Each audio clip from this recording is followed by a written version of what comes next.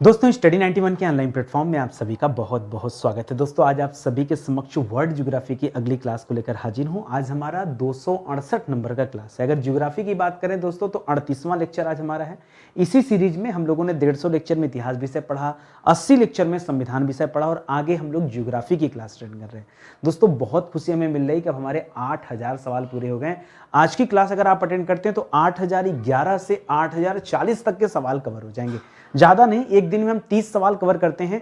Daily दोस्तों नए नए टॉपिक को लेकर आते हैं, कोई टॉपिक रिपीट नहीं करते, ठीक है। और आज दोस्तों 268 दिन से लगातार इस सीरीज पर काम चल रहा है, नए नए सवाल दिए जा रहे हैं, ठीक है। जो ज्योग्राफी में मैंने टॉपिक चूज किया है, ये टॉपिक है दोस्तों वर्षण से संबंधित। वर्षा, कितने प्रकार की वर्षा होती है, इससे संबंधित सवाल है, ठीक है। जिसमें जल वृष्टि के बारे में पढ़ेंगे, सही वृष्टि के बारे में पढ़ेंगे, हिमपात के बारे में पढ़ेंगे और ओलावृष्टि के बारे में पढ़ेंगे, ओलावृष्टि, ठीक है। ये 4 तरह की दोस्तों वृष्टियां होती हैं, उनके बारे में पढ़ेंगे। यानी जो वर्षा होता है, 4 तरह के वर्षा होते हैं दोस्तों, इनके बारे में आज हम लोग पढ़ा जाएगा। बहुत सारे सवाल यहां से बनते हैं परीक्षा में, लेकिन बहुत कम बच्चे इसका जवाब दे पाते हैं। ध्यान देंगे, स्टडी 91 के प्लेटफॉर्म से अलग अलग विषय के लिए फाउंडेशन कोर्स भी लॉन्च किया गया है। आप चाहें तो इस कोर्स को ज्वाइन कर सकते हैं, हमारा हेल्पलाइन नंबर है, कॉल करके संपर्क कर सकते हैं, ठीक है। चलिए आगे बढ़ते हैं, सवाल देखते हैं। तो पहला सवाल दोस्तों ये रहा आपके स्क्रीन पर, बहुत ध्यान से सोचिए समझिए और जवाब दीजिएगा, ठीक है। सवाल क्या दे रहा है, लिख रहा है जल वृष्टि को सामान्य बोलचाल की भाषा में क्या कहते हैं। जल वृष्टि मतलब क्या हो जाएगा दोस्तों, देखिए जल का मतलब हो जाता है पानी, जल का मतलब क्या हो जाता है पानी, और वृष्टि का मतलब होता है गिरना, ठीक है।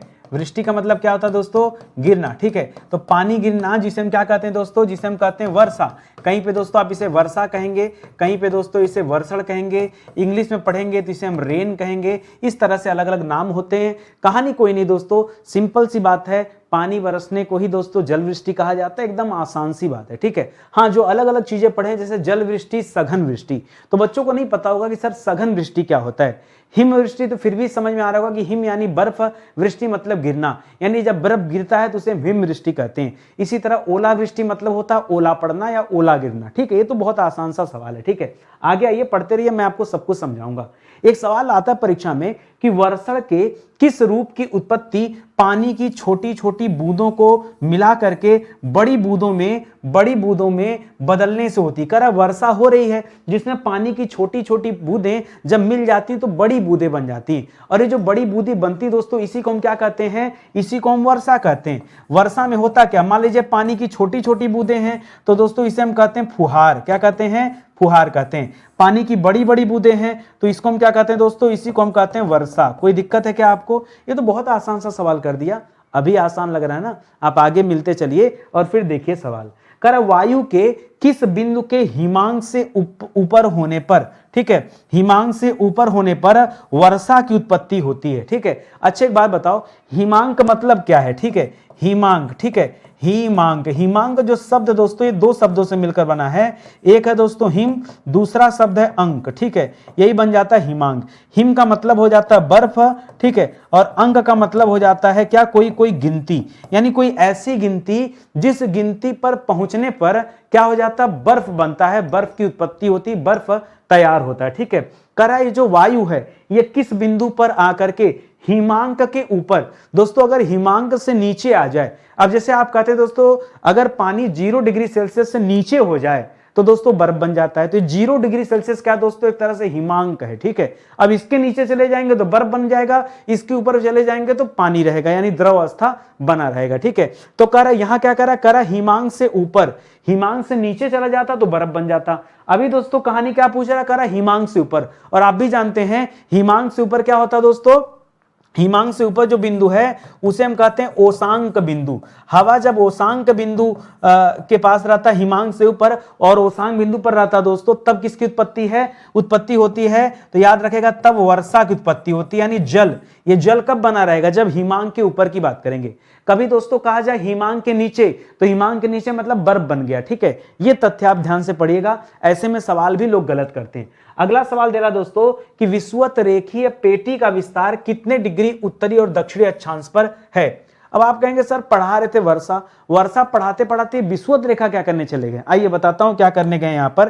पहले सवाल देखिए, सवाल ये कहता दोस्तों कि पृथ्वी हो गई, ये पृथ्वी पर दोस्तों 0 डिग्री लाइन हो गई, जिसे हम क्या कहते हैं, जिसे हम भूमध्य रेखा भी कहते हैं, और इसी रेखा को हम क्या कहते हैं, विषुवत रेखा भी कहते हैं। कोई दिक्कत नहीं है ना, इसी को हम क्या कहते हैं, विषुवत रेखा भी कहते हैं।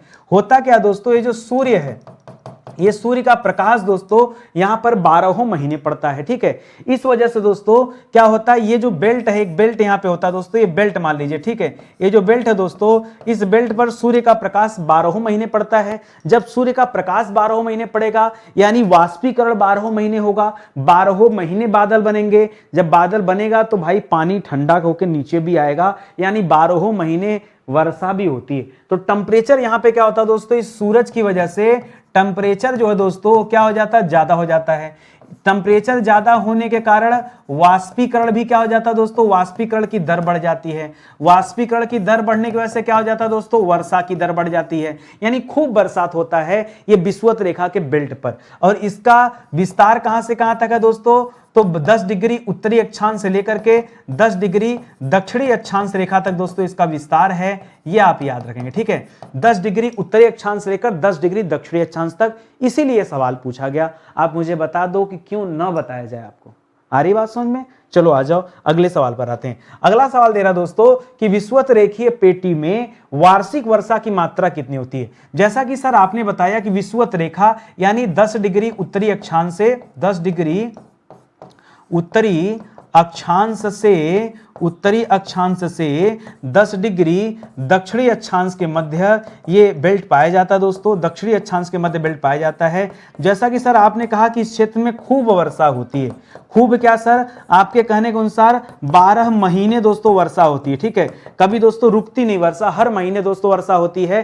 तो कितना वर्षा होती, मात्रा कितनी दोस्तों, तो कहा जाता है 175 से लेकर के 200 सेंटीमीटर। कितना दोस्तों, 175 से लेकर 200 सेंटीमीटर के आसपास औसतन ये वर्षा होती है। इस तथ्य को याद रखेंगे, ठीक है। अगला सवाल देखिए, करा व्यापारिक पवनों की वर्षा, व्यापारिक पवन की वजह से दोस्तों वर्षा वाली पेटी का विस्तार यहां कर लीजिएगा, विस्तार, ठीक है। विस्तार दोनों गोलार्धों में कहां से कहां तक होता है, तो 10 डिग्री तक तो ये विषुवत रेखा वाला हो गया। आगे बढ़ेंगे तो 10 से 20 डिग्री जो है दोस्तों, 10 से 20 डिग्री जो अक्षांश रेखा है, जो अक्षांश, देशांतर मत बोल दीजिएगा, देशांतर खड़ी रेखाओं को कहते हैं, अक्षांश क्षैतिज रेखाओं को कहते हैं। तो ये वाली जो रेखा दोस्तों यहां पर क्या होता है, ये व्यापारिक पवनों की वजह से दोस्तों वर्षा होती है, याद रखिएगा। 0 डिग्री पे दोस्तों तो सूर्य की वजह से होती है, मैक्सिमम टेम्परेचर की वजह से होती है, और यहां पर व्यापारिक पवनों की वजह से होती है। 0 डिग्री वाला दोस्तों 10 डिग्री उत्तरी से 10 डिग्री दक्षिणी तक पाया जाता है। ये वाला दोस्तों 10 से 20 डिग्री के बीच में पाया जाता है, ठीक है। ये तथ्य भी याद रखेंगे। अगला सवाल देखिए, अगला क्या दे रहा है सवाल, करा उपोष्ण कटिबंध न्यूनतम वर्षा वाली पेटी दोनों गोलार्धों में कितने डिग्री अक्षांशों के बीच में स्थित है। करा उपोष्ण कटिबंधी पेटी कितने में स्थित है। अभी हमने क्या क्या पढ़ा दोस्तों, अभी इसके पहले हमने पढ़ा था भूमध्य रेखीय पेटी। क्या पढ़ा था, भूमध्य रेखीय पेटी। ये कहां था दोस्तों, 10 डिग्री उत्तरी से 10 डिग्री उत्तरी से 10 डिग्री दक्षिणी के बीच में था, ये हमने पढ़ा।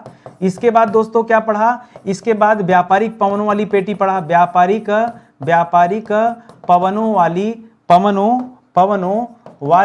वाली पेटी के बारे में पढ़ा। ये पेटी कहां से कहां तक था, तो ये 10 से 20 डिग्री उत्तरी एवं दक्षिणी दोनों मानिएगा, ठीक है। ये 10 से 20 डिग्री उत्तरी एवं दक्षिणी के मध्य दोस्तों पाया जाता है, ठीक है। मध्य मतलब 10 से 20 उत्तरी वाले में, 10 से 20 दक्षिणी वाले में। अभी जो उपोष्ण के बारे में पूछ रहा है, ये इसका आंकड़ा हो जाएगा दोस्तों 20 से 30। कितना हो जाएगा, ये हो जाएगा 20 डिग्री से 30 डिग्री। और कहां पर, उत्तरी और दक्षिणी, ये दोनों मान के चलिए, ठीक है। दोनों जगहों पर दोस्तों होगा, तो ये तथ्य भी आप याद रखेंगे। आगे बात समझ में, आगे आ जाइए, अगला सवाल करते हैं। अगला लिख रहा है सवाल कि उपोष्ण कटिबंधी न्यूनतम वर्षा वाली पेटी। ये जो उपोष्ण कटिबंधी में न्यूनतम वर्षा वाली पेटी की बात हो रही है, यहां पर दोस्तों कुल औसतन कितना जो है बारिश होता है, इसके बारे में पूछ रहा है। तो यहां पर बारिश कम होता है, ठीक है। यहां पर होता है दोस्तों 75 डिग्री से 125 डिग्री नहीं, 75 से लेकर 125 सेंटीमीटर के बीच में दोस्तों यहां बरसात होता है। और अगर तापमान की बात करेंगे तो 17 डिग्री सेल्सियस से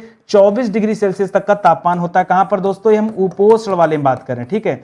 उपोष्ण वाले बेल्ट में कितना तापमान होता है, तो 17 से 24 डिग्री सेल्सियस का तापमान होता है। 75 से 125 डिग्री सेंटीमीटर दोस्तों क्या होता है, ये वर्षा होती है, ये वर्षा की मात्रा है। अगला सवाल दे रहा है कि भूमध्य सागरीय वर्षा। दोस्तों भूमध्य रेखी की बात ने कर दिया, यहां क्या कर दिया दोस्तों, भूमध्य सागरीय, यानी भूमध्य सागर जो है उसके बारे में बात हो रहा है। कह रहा है भूमध्य सागरीय वर्षा वाली पेटी का विस्तार किन अक्षांशों के मध्य पाया जाता है। ये रेखा नहीं, ये भूमध्य सागरीय वर्षा की बात कर रहा है दोस्तों। तो ये मान के चलिए लगभग 30 से 40 डिग्री से वाले में पाया जाता है। ठीक है, 30 से 40 डिग्री अक्षांश रेखा वाली पेटी में दोस्तों ये वर्षा होती है, जिसे हम भूमध्य सागरीय वर्षा के नाम से जानते हैं। ठीक है, तो ये तथ्य भी आप याद रखेंगे। और आ जाइए दोस्तों अगले सवाल पर आइए। करा भूमध्य सागरीय वर्षा वाली पेटी में वार्षिक वर्षा औसतन दोस्तों कितना रहता है, एक औसत आपको बताना। ठीक है, वैसे आंकड़ा हमेशा बढ़ता घटता रहता है, लेकिन औसतन पूछे तो भूमध्य सागरीय वाले में औसतन लगभग 100 सेंटीमीटर के आसपास वर्षा होती है। ठीक है, कम होते चली जा रही है वर्षा, जैसे जैसे आप ध्रुवों की तरफ बढ़ेंगे वर्षा एकदम नहीं होगी, भूमध्य रेखा की तरफ बढ़ेंगे खूब वर्षा होगी, ध्रुवों की तरफ दोस्तों वर्षा नहीं होगी। ठीक है, ये आप मान के चलिएगा। ठीक है, अगला सवाल देखिए, कर मध्य अक्षांशीय। अब सबसे बड़ी बात है दोस्तों, मध्य अक्षांशीय का मतलब क्या होता है, जब आप नहीं समझेंगे यही तो क्या बताएंगे। कर मध्य अक्षांशीय अधिक वर्षा की पेटी में वार्षिक वर्षा वो भी औसतन कितना होता है, पहले ये तो जानिए कि ये मध्य वाला सेंटर है क्या, तब तो आप आगे बताएंगे। तो मध्य मतलब हो गया दोस्तों 30 से 60 डिग्री, कितना दोस्तों 30 से 60 डिग्री वाला जो बेल्ट है इसी को क्या कहते हैं, मध्य अक्षांशीय वर्षा की पेटी कहा जाता है। और आप अभी तक दोस्तों यहां आए थे 30-40 तक। ठीक है, अब दोस्तों जैसे जैसे ऊपर जाएंगे वर्षा कम होती चली जाएगी, लेकिन इस वाले बेल्ट में थोड़ी सी अधिक वर्षा होती है, 100 से 125 सेंटीमीटर के आसपास दोस्तों वर्षा होती है, मतलब थोड़ा सा लीक से हटकर।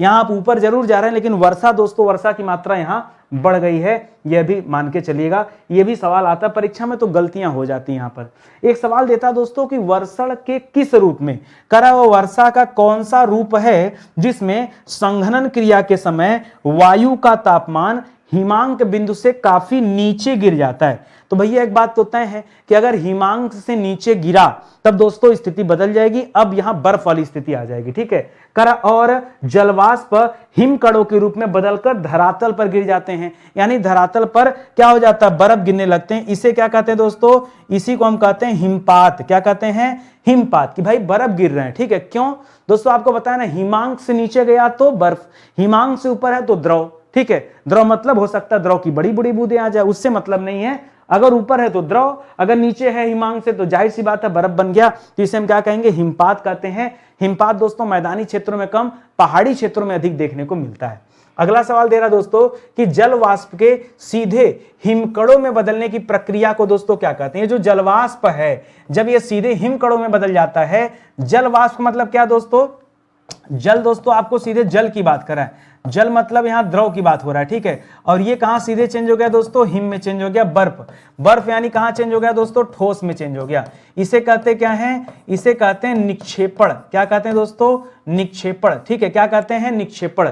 लेकिन दोस्तों कहीं कहीं पे इसे ऊर्ध्वपातन भी कहा जाता है। क्या कहते हैं, ऊर्ध्वपातन। वैसे ऊर्ध्वपातन में आप पढ़ते हैं दोस्तों कि कोई चीज ठोस से डायरेक्ट गैस में बदल जाए, क्या हो जाए, ठोस से गैस में बदल जाए, तो इसे ऊर्ध्वपातन कहते हैं। यहां पे दोस्तों क्या है, यहां पे अगर आप जलवाष्प को गैस समझिए, क्योंकि वो भाप बनकर ऊपर चला गया है, वहां से सीधे हिम बन रहे हैं, तो गैस जिसे सीधे सीधे कहां जा रहा है, ठोस में आ जा रहा है, तो लोग इसे भी कर देते हैं ऊर्ध्वपातन के रूप में, क्योंकि यहां गैस से ठोस में चीजें जा रही हैं। लेकिन आप निक्षेपण कीजिएगा, वैसे परीक्षा में देखिएगा कोई एक ही ऑप्शन मिलेगा, अलग अलग नहीं मिलेगा। ठीक है, तो इसका आप ध्यान रखेंगे। ठीक है, आगे बढ़िए। करा प्रायः ऊंचे पर्वतीय भागों तक ठंडे देशों में, ठीक है, ठंडे देशों में वर्षण किस रूप में होता है। देखिए आप अगर अधिक ऊंचाई वाले हिस्से में चले जाएंगे तो वहां वर्षा तो होगी, लेकिन वो जल के रूप में वर्षा नहीं होती दोस्तों, वहां हिमपात होता है। ठीक है, जैसे आप कुल्लू मनाली में चले जाइए तो वहां पर दोस्तों क्या होता है, ऐसा नहीं कि वर्षा नहीं होती है, मामला यहां हिमांक से नीचे जाने का है। ठीक है,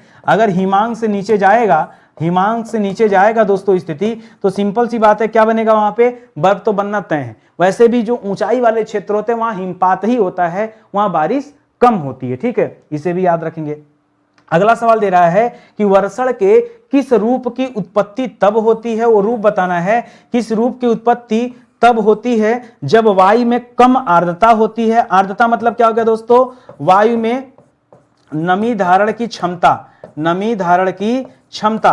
करा दोस्तों जब वायु में नमी धारण की क्षमता क्या हो जाए, कम होती है, तथा वायु के ओसांग तंग, ओशांक तक, ओशांक बिंदु की बात कर तक शीतलन से पहले उसका तापमान हिमांक से नीचे गिर जाता है, तब क्या होता है, सारी बतिया घुमा फिरा के हिमपात की ही है। किसकी बात है दोस्तों, हिमपात की। आप घबराइए मत, कुल मिला जुला के बन क्या रहा है, एक लाइन की बात घुमा फिरा कर अगर हिमांक से नीचे भेजा, क्या कहा, आप अंतिम लाइन पढ़िए, करा तापमान हिमांक से, और यहां क्या कहा, नीचे। अगर आपको कहीं एक लाइन मिल जाए, ये शब्द लिखा मिल जाए हिमांक से नीचे, आपसे कहा जा रहा है 0 डिग्री से नीचे, बर्फ बनाओ ना, काहे आप उलझ रहे हो इतनी चीजें पढ़कर, ठीक है। ये सारी बातें आपको कंफ्यूज करने के लिए दी गई, इनका कोई मतलब नहीं है। तो यहां भी क्या हो जाएगा दोस्तों, ये हिमपात हो जाएगा। अच्छा ध्यान देंगे दोस्तों, जो बच्चे चाहते हैं फ्री क्लास ज्वाइन करना, ये वाली क्लास जो भी हम दे रहे हैं ना, ये सुबह के 9:06 पे चलती है, ठीक है। 9:06 पे दोस्तों जीएस की क्लास चल रही है। अगर आप ज्वाइन करेंगे तो बहुत सारे विषय देखिए आपको पहले से पढ़ा दिए गए हैं, आप ये सब विषय पढ़ पाएंगे, ठीक है। ये सब विषय पढ़ पाएंगे। जैसे हिस्ट्री की बात करें, कंप्लीट हिस्ट्री आपको इत्मीनान से पढ़ाया गया। जितने शिद्दत से क्लास दे रहे हैं ना, उतनी ही शिद्दत से दोस्तों पीछे के भी वीडियोस दिए गए हैं। आप आइए जुड़िए, तब आपको लगेगा, ठीक है। इसी तरह से दोस्तों रात को 8 बजे 8 PM पे दोस्तों हिंदी की क्लास चलती है, बहुत शानदार क्लास है, आप इसे भी ज्वाइन करके देखिए। और एक और स्पेशल क्लास अभी मैं स्टार्ट किया हूं रात को 10 बजे, ठीक है। जिसको पढ़ाई लिखाई से कोई मतलब ना, वो ये वाली क्लास देखेगा, ठीक है, 10 बजे। क्यों सर, पढ़ाई लिखाई, वहाँ यहाँ ऐसी ऊट पटांग की बातें हम करते हैं, ठीक है। जानने की बहुत उत्सुकता होती मन में, ठीक है, तमाम तरह के सवाल, उन सवालों का जवाब मैं देता हूँ, ठीक है। आप कभी आइए, कवर पेज देखकर ही दोस्तों आप रुक जाएंगे, इतनी शानदार सी क्लास है। मत देखे क्लास, कवर पेज तो देख लीजिए एक बार जाके, प्लेलिस्ट में एक अनटोल्ड स्टोरी के नाम से प्लेलिस्ट होगा, वहां जाइए और आप क्लास देखिए एक बार, फिर आपको समझ आएगा, ठीक है। चलिए आइए आगे बढ़ते हैं, सीधे सवालों पर आते हैं। सवाल दे रहा है कि ध्रुवीय, ध्रुवी का मतलब दोस्तों कहां कर दिया, यानी 90 डिग्री पे लेके चला गया, ठीक है। 90 डिग्री उत्तर चाहे 90 डिग्री दक्षिण, दोनों तरफ दोस्तों उत्तर की तरफ जाएंगे तो उत्तरी ध्रुव, दक्षिण की तरफ जाएंगे तो दक्षिणी ध्रुव। करा ध्रुवीय न्यून वर्षा, न्यून वर्षा मतलब वहां वर्षा बहुत कम हो जाती है, ठीक है। न्यून वर्षा की पेटी में औसतन वार्षिक वर्षा कितनी होती है, ठीक है। खास करके दोस्तों इस ध्रुवीय न्यून पेटी में कौन आता है, तो याद रखेगा आर्कटिक देश आते हैं। कौन से देश आते हैं, आर्कटिक देश, मतलब आर्कटिक महासागर के आसपास स्थित जो देश हैं वो देश यहां पर आते हैं। और वहां औसतन वार्षिक वर्षा कितनी होती है दोस्तों, बहुत कम भाई, 25 सेंटीमीटर से भी कम वर्षा होती है, ठीक है। किसी किसी किताब में दोस्तों आपको मिलेगा 40 सेंटीमीटर से नीचे, ठीक है, ये भी मिलेगा। वैसे 25 सेंटीमीटर याद रखिए, ठीक है, लेकिन 40 सेंटीमीटर भी ध्यान दीजिए। मैंने गूगल किया, मुझे दोनों मिला, इसलिए मैं दोनों आपको बता रहा हूं। मेरे हिसाब से 25 सेंटीमीटर से कम कर लीजिएगा, ये एकदम से ध्रुवीय क्षेत्रों की बात कर रहा है यहाँ पे, ठीक है। करा ध्रुवीय न्यून वर्षा की पेटी में अधिकांश वर्षा किस रूप में होती। अच्छा एक बात है, एक तो आप ध्रुवों की तरफ जा रहे हैं तो जाहिर सी बात है वहां हिमपात होगा, हिम के रूप में होगा, वर्षा वहां क्या होगी, वहां हिमपात। साइबेरिया वगैरह देख लीजिए, आप क्या देख लीजिए, आप साइबेरिया देख लीजिए, ठीक है। साइबेरिया नाम सुना ना, साइबेरिया, ठीक है, रूस में पड़ता है साइबेरिया, क्या है, पूरी तरह से बर्फ से ढका हुआ। आप ग्रीनलैंड देख लीजिए, पूरी तरह से बर्फ से ढका हुआ है। तो आप जितना उत्तर में जाएंगे, जितना ध्रुवीय क्षेत्रों में जाएंगे, उतना ही ज्यादा दोस्तों आपको हिम के रूप में दोस्तों वर्षा नजर आएगी, यानी हिमपात के रूप में, ठीक है। हिम मतलब हिमपात, ठीक है। आगे देखिए, करा धरातल पर गिरने से पूर्व वर्षा की बूंदें कठोर हिम के रूप में जम जाने पर पानी व हिम के मिश्रण के रूप में होने वाला जो वर्षण होता है उसे क्या कहते हैं। यहां थोड़ा सा ध्यान दीजिएगा, ऊपर से गिरा पानी, जब आसमान से गिरा तो पानी गिरा, लेकिन नीचे का माहौल इतना ठंडा था कि वो पानी धीरे धीरे क्या हो गया, धरती पर आते आते बर्फ बन गया। और जब जमीन पे गिरा तो देखा बर्फ और पानी का मिश्रण था। अब हम इसे क्या कहते हैं, आप कहते हैं ओला, नहीं अभी ओला पे मत आइए, इसे कहते हैं दोस्तों सघन वृष्टि। क्या कहते हैं, इसे कहते हैं सघन वृष्टि, ठीक है। याद रखेंगे, जब धरातल पर गिरने से पहले वर्षा की बूंदें कठोर हिम में परिवर्तित हो जाएं, तब उसे क्या कहा जाता है, सघन वृष्टि कहा जाता है। यह दोस्तों बर्फबारी से ठीक पहले वाली स्थिति होती है।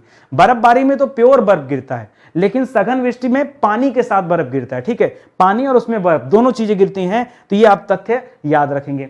अगला सवाल देखिए, थोड़ा बड़े बड़े सवाल है, 3-3 लाइन के सवाल, देख के भयभीत हो जाएंगे। भयभीत ना होइए, जितने बड़े सवाल उतना छोटा सा उत्तर, इतना बड़ा उत्तर है इसका। आप देखिए कैसे उत्तर है, करा वर्षण के किस रूप में ऊंचाई पर स्थित गर्म वायु की परतों से संघनित होने वाली जल बूंदें धरातल पर गिरते समय पास ही स्थित वायु की अत्यधिक ठंडी परतों से गुजरते हुए जमकर हिम में बदल जाती है। अभी पीछे मैंने आपको बताया ना कि वर्षा के समय ऊंचाई से गिरती हैं द्रव के रूप में, ठीक है, और उसके बाद क्या हो जाता है दोस्तों, गिरेंगी द्रव के रूप में, और उसके बाद धीरे जब जमीन पे आएंगे दोस्तों तो क्या हो जाएगा, चेंज हो जाती है। किस रूप में दोस्तों, ये हिम में बदल जाती हैं। और हमने पीछे क्या बताया कि इसी को हम कहते हैं सहिम वृष्टि। क्या कहते हैं, ऊपर था द्रव, नीचे गिरा तो क्या बन गया, बर्फ। क्यों, क्योंकि दोस्तों बीच का वायुमंडल क्या था, ठंडा था, अति ठंडा था, इसीलिए हिमांक से नीचे आ गया। ठीक है, ये तथ्य आप याद रखेंगे। अगला सवाल दे रहा है कि वायु में उपस्थित किस प्रकार की तरंगे, वो कौन सी तरंगे हैं जो वर्षा की बूंदों को अधिक ऊंचाई तक ऊपर पहुंचा देती है, जहां ये जम जाती हैं।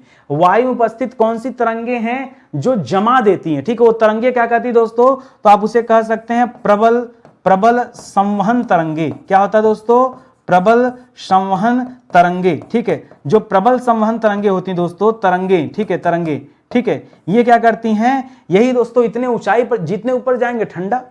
अब पहाड़ों पे जाते ठंडा क्यों लगता है, क्योंकि ऊपर का वायुमंडल क्या है, ठंडा है। बहुत ऊपर जाएंगे तब गर्म मिलेगा, फिर ठंडा मिलेगा की स्थिति आएगी। ठीक है, आपने पढ़ा होगा वायुमंडलीय परतों के बारे में। ठीक है, जहां क्षोभ मंडल, समताप मंडल, मध्य मंडल तक जाएंगे तो आपको धीरे धीरे गर्म ठंडा दोनों तरह की परतें मिलेंगी। ठीक है, ये प्रबल संवहनी तरंगे जो होती हैं, यही हवा को इतनी ऊंचाई पर ले जाती हैं कि ठंडे हो जाते हैं। ये तथ्य आप ध्यान रखेंगे।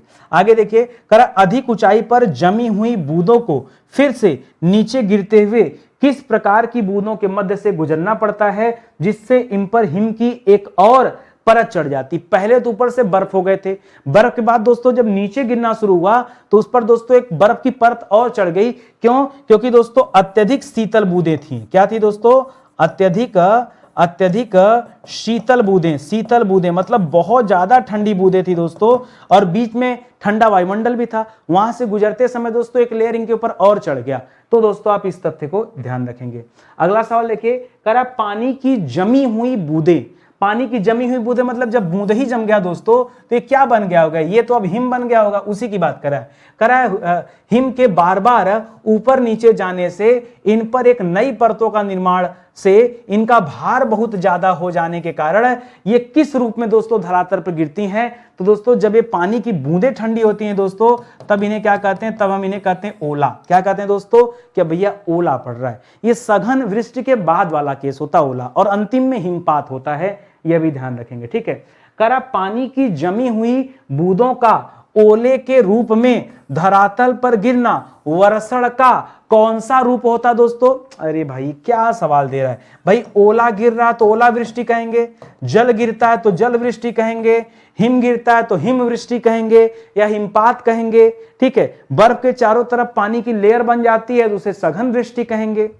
इतनी तो बात थी, इसी पे तो पूरा चैप्टर घूम रहा है। ध्यान दीजिए, बस इसी तरह से पढ़ना है। करा वायु के ठंडा होने की विधियों के अनुसार, ठीक है, वर्षा कितने प्रकार की होती है। ये जब देखिए एक बात तो तय है कि जब वायु की ठंडा मत बोलिए, यहां कहिए गर्म वायु। जो दोस्तों गर्म होके वायु ऊपर गई थी, आपने पढ़ा था ना, टेम्परेचर गर्म आया, गर्म हुआ और इसके बाद वाष्पीकरण हो गया। तो गर्म होके जो वायु ऊपर गई थी, जब वो ठंडा होगी तभी वर्षा होगा। तो दोस्तों करा कितने प्रकार से ये हो सकता है, तो 3 तरह की दोस्तों वर्षा हम पढ़ेंगे। ठीक है, कितने प्रकार की, 3 प्रकार की। आइए पढ़ते हैं। पहला हम लोग पढ़ेंगे दोस्तों संवहनीय वर्षा। क्या पढ़ेंगे, संवहनीय वर्षा। दूसरा पढ़ेंगे चक्रवातीय वर्षा। क्या पढ़ेंगे, चक्रवाती वर्षा। तीसरा क्या पढ़ेंगे दोस्तों, पर्वतीय वर्षा। क्या पढ़ेंगे, पर्वतीय वर्षा। ठीक है, ये 3 प्रकार के दोस्तों चक्रवातीय। ठीक है, ये 3 प्रकार के संवहनीय, चक्रवाती और पर्वतीय, ये 3 प्रकार की दोस्तों वर्षा के बारे में पढ़ा जाएगा। ये जो गर्म वायु थी उसके ठंडे होने के फलस्वरूप दोस्तों ये 3 अलग अलग प्रकार की वर्षा होती है। इसके बारे में हम अगले चैप्टर पे चर्चा करेंगे। ठीक है, अभी कुछ सवाल और देख लेते हैं। एक सवाल देना दोस्तों कि विषुवतीय प्रदेश में कैसी जलवायु होती है। ठीक है दोस्तों, विषुवतीय जो प्रदेश होता है, विषुवतीय मतलब जो विषुवत रेखा के आसपास का है। अब विषुवत रेखा मतलब क्या हो गया दोस्तों, आपने पढ़ा 10 डिग्री उत्तर से 10 डिग्री दक्षिण, ये 10 डिग्री नॉर्थ से लेकर 10 डिग्री क्या हो जाएगा, साउथ। ठीक है, यही तो है विषुवत रेखा वाला क्षेत्र। तो इस क्षेत्र में दोस्तों जलवायु कैसी होती है। पहली बात सर, गर्म जलवायु होती है। गर्म क्यों, सर ने बताया था कि टेम्परेचर यहाँ बहुत ज्यादा बढ़ता है। ठीक है, क्यों, क्योंकि सूरज का प्रकाश 12 महीने पड़ता है, 12 महीने वाष्पीकरण होता है, 12 महीने वर्षा होती है। खूब वर्षा होगा तो तरह तरह के वृक्ष होंगे, तरह तरह के जीव जंतु होंगे, यानी दुनिया में सर्वाधिक जैव विविधता भी दोस्तों इसी बेल्ट में पाई जाती है। क्या समझ में आ रहा है। अगर आप ध्यान देंगे तो सर्वाधिक सर्वाधिक जैव विविधता ये कहां पाया जाता है दोस्तों? ये इसी बेल्ट में पाया जाता है, यानी 0 डिग्री के आसपास वाले क्षेत्र में। ठीक है, अभी पूछ रहा है कि विषुवतीय प्रदेश में जलवायु कैसी होगी? पहली गर्म होगी, दूसरा दोस्तों इसमें एक शब्द जोड़िएगा आर्द्र। गर्म और शुष्क नहीं होगा, शुष्क तो होता है कहां पर? राजस्थान वगैरह में जो थार का मरुस्थल वहां पर, मरुस्थल के आसपास बहने वाली जो हवा होती है वो गर्म होती है, लेकिन उन हवाओं में शुष्कता होती है, पानी नहीं है। पानी कहां के लेके चलेंगे? लेकिन इस वाले बेल्ट में खूब पानी है, वर्षा जो खूब हो रहा है, इसलिए दोस्तों यहां पर आर्द्रता की बात करते हैं, नमी की बात करते हैं। तो गर्म के साथ साथ दोस्तों यहां नमी भी रहती है। ये दोनों तथ्य आप याद रखेंगे। याद हुआ कि नहीं आपको? समझ, कॉन्सेप्ट समझिए, रटने का प्रयास मत कीजिए, कॉन्सेप्ट समझिए, तब चीजें बेहतर ढंग से याद रहेंगी आपको। ठीक है, अगला सवाल देखिए। अगला सवाल दे रहा है कि अधिकतम जैव विविधता किस जलवायु में पाई जाती है? मैंने कहा ना कि जैव विविधता मतलब क्या? जैव विविधता मतलब डिफरेंट टाइप की वनस्पतियां। ठीक है, विविध प्रकार की क्या दोस्तों?